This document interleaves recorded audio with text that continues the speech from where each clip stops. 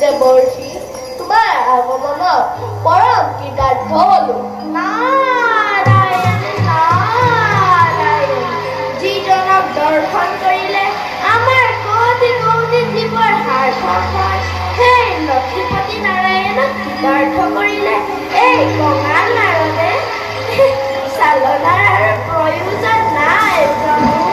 সৃষ্টিকৰ্তা আৰু ধৰিত্ৰীৰ পাৰ্থিৱৰ প্ৰদান কৰিলেনে প্ৰভু? আমি প্ৰয়াস কৰা নাই দেৱৰ্ষি, নিতান্তই তোমাৰ আগমনৰ বাবে অপেক্ষাৰত। সুন্দৰ তেন্তে কোৱা নাৰায়ণ, আমি ধৰিত্ৰীৰ দুখ মোচনৰ বাবে কি কৰিব পাৰোঁ?